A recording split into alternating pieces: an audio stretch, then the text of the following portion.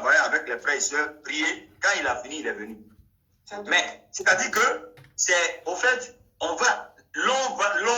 comment dirais-je, d'un chrétien, comment je peux appeler ça, coutumier ou bien bon, enfin. Ils sont dans les coutumes, au fait. Ils prennent ça pour, comment dirais-je, genre, c'est une routine, quoi, au fait. Voilà, aujourd'hui est dimanche, hein. Aujourd'hui est dimanche. Lui, là, de toute façon, il a son rendez-vous avec sa petite copine ou bien, bon, ben, il doit aller en boîte de nuit quelque part, mais il va d'abord prier. Ouais, bon, il faut que Dieu me protège un peu, hein, puis voilà, tout ça. Non, c'est pas une vie, mon frère, ma soeur. La vie chrétienne, c'est toute une vie. Et qui vous a dit qu'un chrétien ne s'amuse pas et il ne joue pas? Non. Nous-mêmes, c'est nous-mêmes qui nous amusons, c'est nous qui jouons. Parce qu'on a la vie. On a Jésus en nous. Mais notre vie, là, ça veut dire que c'est une vie qui édifie. Amen. Timothée dit, soyons des modèles. Bien aimés, soyons des modèles. Et non soyons à la mode. Ne soyons pas à la mode, mais soyons des modèles. Parce que la mode est passagère. Mais quand on est des modèles, en acte, en parole, en tout, on doit être des modèles bien aimés. Amen. Mon peuple périt parce qu'il lui manque la connaissance. Quand quelqu'un est ignorant, mais tu peux le trimballer partout où tu veux. Tu peux le malmener. Lui, il ne fait que t'écouter. Ce que tu lui dis là, c'est ce qu'il fait. C'est pour ça qu'on leur dit, allez, broutez les gazons. Brouter gazon. C'est quel jour Jésus a dit à quelqu'un de brouter gazon? Parce que, comment dire, pour recevoir une bénédiction, quel jour Jésus a dit à quelqu'un, couche-toi, je vais m'asseoir sur toi pour que tu reçoives la guérison? Jésus a parlé simplement. Il dit, lève-toi et marche. La Bible dit quoi? Hier, j'ai partagé un message. Mais c'est un message profond. Mais seuls ceux qui ont l'Esprit de Dieu l'ont compris. Amen. Le malade de la piscine de Bethesda. C'est un message qu'on va partager un jour. La Bible dit que le monsieur ça fait 38 ans. Il n'a pas dit 38 heures ou bien 38 jours. Hein. Non, non, non. Il a dit 38 ans. Ça veut dire que 38 ans là, c'est un adulte, il est marié jusqu'à, il a cheveux blancs comme moi là. 38 ans. Il est là, il est malade, il est couché là. Mais quand Jésus a dit, il dit, veux-tu être guéri? Il dit, lève-toi, prends ton lit et pars. Ainsi, c'est assis sur lui. Ou bien est-ce qu'il a cogné, il a cogné le gars? Ou bien il a fait tomber? C'est quoi le problème? C'est quoi le problème? On dit qu'on est des serviteurs de Jésus. Jésus est notre modèle. Jésus est notre Père. On est des enfants de Dieu. On ne fait même pas ce que Jésus a fait. On ne fait même pas ce que, comment dire, on n'agit même pas comme lui l'agit. Bien aimé, quand tu as l'amour des âmes, les dons qui sont en toi se manifestent sans que tu ne fasses d'efforts. Pierre et Jean allaient à la prière, aller au temple à l'heure de la prière. Alors, et ils ont vu, qui est-ce qu'ils ont trouvé devant le temple? La Bible dit quoi? Ce gars qui était là, il était quoi? Il était paralytique, c'est ça? Il était aveugle. Aveugle. Il était aveugle né. Il était né aveugle, c'est ça? C'est bien ça? Oui, il était aveugle. Ok. Aveugle ou paralytique, je ne sais pas, il me l'a pas. Non, non, il était paralytique. L'aveugle, ça, c'est comment dirais-je, avec Jésus. Voilà, avec Jésus, ses disciples lui ont demandé, mais est-ce lui qui a péché ou ses parents qui ont péché, qu'il est né aveugle, voilà. Mais celui que Pierre et Jean ont trouvé devant le temple était paralytique. Paralytique, oui. Voilà. Et Pierre et Jean, pendant qu'ils demandaient le monde, ils ont dit quoi? La Bible dit quoi? Que Pierre lui a dit quoi? Il dit, je n'ai ni or ni argent, mais ce que j'ai, je te le donne. Au nom de Jésus, lève-toi et marche. Rempli de la puissance de Dieu. Rempli de la puissance de Dieu. Et il parle d'une parole. Au nom de Jésus. Et la parole agit. C'est ça. Pour édifier le monde. Avoir l'amour des âmes. Mais pas pour venir gruger les gens. Pas pour venir leur dire n'importe quoi, leur raconter. Les gens se meurent. Bien qu'étant vivants, les gens sont en train de mourir parce qu'ils n'ont pas Jésus. Qu'est-ce que nous pouvons faire pour leur présenter Jésus pour dire voici? Bien aimé, on va lire un passage qui me tient à cœur. Maraya Sarababa Zomtorobobo, Yekarababa, Maraya Sokarababa, Baraya Mashoro Kitekereboda. Ésaïe 53. Ésaïe 53, versets 4 à 7. Ésaïe 53. Est-ce que quelqu'un sent la présence de Dieu comme moi? Est-ce que quelqu'un sent la présence de Dieu comme moi? Bien aimé. Le Saint-Esprit est là au milieu de nous. Le Saint-Esprit est là au milieu de vous. Je lis la parole de Dieu. Amen. Cependant, ce sont nos souffrances qu'il a portées. Oh my God. Quand je lis ce message, j'ai les larmes aux yeux. Ce sont nos souffrances qu'il a portées. Toi et moi, c'est nos souffrances-là que Jésus a portées. Amen. C'est de nos douleurs qu'il s'est chargé. Il a pris tes douleurs, il a pris mes douleurs, il a pris tes souffrances, il a pris mes souffrances. Et nous l'avons considéré comme puni. Nous nous sommes moqués de lui. On l'a insulté, on a craché sur lui. Alors que c'est pour nous qu'il est en train de faire ça. Et nous l'avons dédaigné, nous l'avons méprisé, bien-aimé. Nous l'avons considéré comme frappé de Dieu. Et la Bible dit quoi? Et humilié. Nous l'avons considéré comme humilié. Nous l'avons humilié nous-mêmes. Alors, mais il était blessé pour nos péchés, brisé pour nos iniquités. Le châtiment qui nous donne la paix est tombé sur lui. Et c'est par ses maîtrisures que nous sommes guéris. Oh my God. Amen. Oh my God. Nous étions tous errants comme des brebis. Chacun suivait sa propre voie. Et l'Éternel a fait retomber sur lui l'iniquité de nous tous. Au verset 7, il a été maltraité et opprimé. Et il n'a point ouvert la bouche, semblable à un agneau qu'on mène à la boucherie, à une brebis muette devant ceux qui l'attendent. Et il n'a point ouvert la bouche. Tout ceci, c'est pour toi et moi qu'il a fait. Amen. Il a souffert le martyre. Il a souffert pour quelque chose qu'il n'a pas fait. Ça veut dire que tu as péché, j'ai péché. On a tous péché. Et tout ce qu'on méritait, c'était la mort. Car la Bible dit que le salaire du péché, c'est la mort. La mort. Mais lui, il a dit non. Vous ne mourrez pas. Je vais mourir à votre place. Il a pris tout ça, nos fardeaux sur lui. Et il est allé au lieu du crâne, Golgotha. Et il a été cloué. Son sang a jailli. Il a été percé sur le côté. Il a été humilié, maltraité. Tout ça pour toi et moi. Et nous venons aujourd'hui et nous ne le reconnaissons pas comme Dieu. Et nous allons ailleurs adorer des hommes, adorer des idoles, plein de choses. Alors qu'il nous l'a dit dans Exode 20, tu n'auras point d'autre Dieu devant ma face. Alors qu'il nous l'avait déjà dit. Mais je me suis parfois posé la question de savoir, mais tout ce qu'on vit aujourd'hui là, mais Dieu a dit ça depuis longtemps.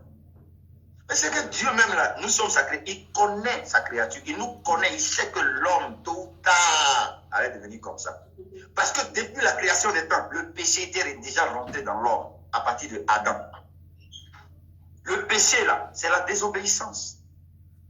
C'est la désobéissance à Dieu. Donc le péché était déjà rentré dans l'homme. Et le péché nous amène à véritablement vivre en dehors de la parole, des préceptes de Dieu. Et par amour, lui-même, il est venu encore, il dit, je vais mourir pour vous, je vais payer le prix. Mais c'était un prix. Oh! Il a été le sacrifice suprême pour nous libérer du joug du péché. Nous qui méritions la mort. Mais il ne nous demande même pas de lui rembourser. Est-ce qu'on peut rendre la monnaie à Dieu pour ce qu'il a fait pour nous? Jamais. Mais il nous demande simplement de l'accepter comme notre sauveur et Seigneur personnel. Et c'est ça, c'est compliqué. Mais de tout notre cœur, faisons-le de tout notre cœur. C'est pour nous qu'il allait à la croix. Qu'est-ce qui est si compliqué à comprendre? Qu'est-ce qui est si compliqué à comprendre? Nous vivons dans le péché tous les jours. Et nous méritions la mort. Jésus est venu sur la terre des hommes. Notre Dieu s'est fait homme. Il est allé à la croix. Il est mort pour nous. Il a payé le prix pour nous. Mais malgré ça, nous ne reconnaissons pas. C'est comme toi, tu dois à quelqu'un, c'est-à-dire tu dois au boutiquier du quartier. Tu lui dois, comment dirais-je, je ne sais pas, 1000 €. Et quelqu'un vient pour dire non, le boutiquier là, tu lui devais combien? Tu dis 1000 €. Et pour ça, il veut m'envoyer à la police, il veut me mettre en prison. Et puis tu lui dis non, tu n'iras plus en prison. J'ai déjà payé les 1000 € à ta place. Et puis toi, tu lui dis, quoi? En tout cas, 1000 euros, c'est pas pour moi que tu as payé. Moi, je sais que je dois toujours. On dit non, tu ne dois plus. Tu dis non, moi, je dois. Mais c'est que si tu dis tu dois, c'est que tu dois. C'est quoi le problème? Quelqu'un dit qu'il a payé ton crédit. Toi, tu dis non, moi, je dois toujours. Il y a un problème. Mais il y a un problème. Si ce n'est pas l'ignorance qui t'amène à faire ça, si ce n'est pas l'incrédulité, c'est quoi le problème? Qu'est-ce qui est si compliqué? Pourquoi nous, les chrétiens, on aime tant l'ignorance? On aime tant demeurer dans l'ignorance. Et les gens vont nous malmener. Tu vas confier ta vie à quelqu'un qui va te dire. Même la Bible dit quoi? D'examiner, c'est-à-dire que, comment dire, d'éprouver les prophéties. Je te donne une prophétie. Je me dis de te dire, et puis je te parle. Toi-même là, va fléchir chez nous devant Dieu. Et tu pries, le Seigneur va te confirmer. Si ce que j'ai dit là, ça vient de lui. Parce qu'une prophétie qui vient de Dieu est basée sur la parole de Dieu. Mais une prophétie qui vient pour te faire mal, pour t'angoisser, tu as peur, on dirait que tu vas mourir. Ce n'est pas une prophétie qui vient de Dieu. Parce que la Bible dit que la prophétie vient pour édifier. Elle vient pour nous enseigner. Elle vient pour nous exhorter. Une prophétie qui vient de Dieu ne trouble pas. Alléluia. Alléluia. Et quelqu'un qui vient, non, je suis Dieu, je suis Jésus. Vous croyez que s'il veut vous tuer là, il ne peut pas vous tuer tout de suite. Ah, Dieu. Jésus ne parle pas comme ça. Il faut arrêter ça. C'est-à-dire que ça, là, mais tu ne caches même pas. Mais ce qu'on vient de voir, la vidéo qu'on vient de regarder, ce sont des choses que nous allons voir d'ici bientôt. Nous allons voir ça tous les jours. Que rien ne nous choque. Ça, là, ce n'est rien à côté de ce qui arrive. C'est pourquoi j'ai dit nous avons du boulot. C'est l'heure, c'est le temps du réveil. C'est le temps du réveil dans le monde. Même si on doit nous chicoter pour l'évangile, allons prêcher l'évangile vrai. C'est ça. Je préfère perdre ma vie pour la gloire de Jésus que de la garder pour dire, oh, ma vie est trop précieuse. Moi-même, qui suis-je? Et voilà aujourd'hui le diable en train de gagner du terrain avec ses agents. C'est ce qu'on est en train de voir. C'est dommage. Voici l'autre partie ici aussi. Avec ses agents. Sinon, ce qu'on est en train de voir, je vous c'est Voici l'autre partie. avec ses agents. Il y a un écho, il y a un écho là. Ils avaient montré quelque chose. Mais avec Satan, c'est compliqué. Parce que si j'enlève ma main un peu sur vous, il risque de prendre votre vie là. C'est pas bon. Parce que c'est moi qui vais perdre peut-être.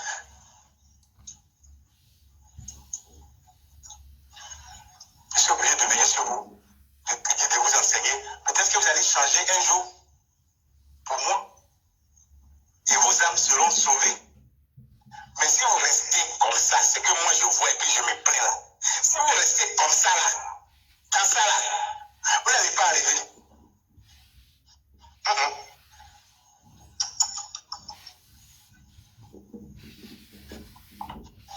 Pourquoi? Parce qu'actuellement, c'est beaucoup. Vos âmes là sont tordues comme ça. Vous savez pourquoi? Amen. Vous n'arrivez plus à supporter vos péchés que vous faites là. Ça est sur les têtes, vos âmes là. Vos péchés qu'ils supportent comme ça là. Mais ils sont maintenant comme ça. Ils vont prendre des lignes. Ok. C'est bon. Voilà. Donc, voici ça un peu. C'est moi qui paye sur vos âmes. Alors, au fait, déjà même la petite partie qu'on avait déjà entendue, ça dit déjà tout au fait. La Bible dit quoi dans Jean chapitre 3 verset 16? Car Dieu a tant aimé le monde qu'il a donné son Fils unique, afin que quoi?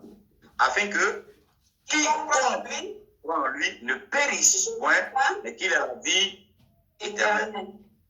Amen. Amen. Afin que quiconque, c'est-à-dire que tu sois ministre, que tu sois pauvre, riche, enfant, vieux, femme, homme, tout, si tu crois en lui là, tu ne périras pas. Ça veut dire quoi? Quiconque croit en lui ne périra pas, ne mourra pas, mais aura la vie éternelle. C'est-à-dire, même si tu es mort, la mort de cette terre des hommes là, tu vas vivre éternellement avec Dieu dans son royaume. C'est ce que ça veut dire. Donc, la seule chose qu'on puisse faire, c'est de croire en Jésus comme notre Dieu, comme notre Seigneur, comme notre Sauveur. En dehors du sacrifice suprême de Jésus, il n'y a pas quelqu'un qui peut faire ça pour toi, ni pour moi. Il n'y a pas quelqu'un qui peut le faire encore. C'est fini, il a déjà fini de payer tout. Il a tout payé. Jésus a tout payé. Il a payé nos dettes. Nous, pécheurs que nous étions, il a fait de nous des justes. Jésus nous a justifiés, nous a purifiés, nous a lavés par son sang. C'est par son sang que nous sommes lavés, bien-aimés. Car Dieu a tant aimé le monde qu'il a donné son Fils unique. Donc lui qui parle là, lui il est quel fils? Il est deuxième fils? Ou bien il est quoi? Troisième fils? C'est quoi le problème? Jésus est mort. Jésus est mort et ressuscité. Tous les dieux dont on parle, ils sont tous morts, mais ils sont dans leur tombeau là. Ils sont pourris.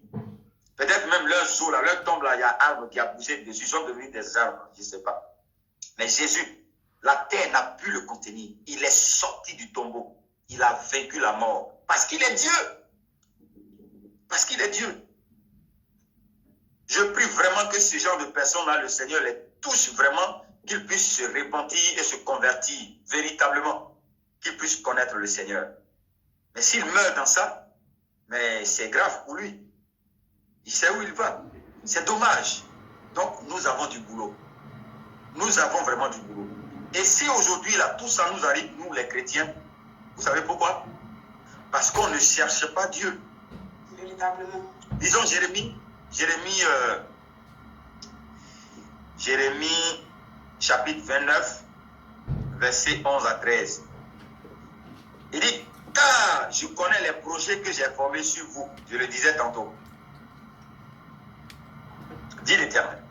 Projet de paix et non de malheur.